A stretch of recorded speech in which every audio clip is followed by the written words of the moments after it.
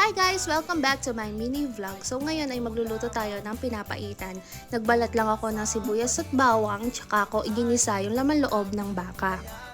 Ang pinapaitan ay paborito naming mga salasar. Kaya kapag merong hindi ko makain, tinatanong ko lang ng, salasar ka ba? Kaya uulamin na nila yung pinapaitan kahit sabaw lang. Okay na yun? Ayan, so sa bahaging ito, nilalagay ko na yung papait ng laman loob. Ayan, halo-halo hanggang sa magmantika na lamang yung pinapaitan. So, ayan na nga, nanuyo na siya. Konti na lang yung sabaw. Pwede nang ilagay yung pang-asim. Ang ginagamit kong pang-asim ay yung sampalok at pwede na rin lagyan ng siling green. Lagyan lamang ng tubig bago ilagay yung sampalok at yung siling green at pakuluan ng ilang minuto.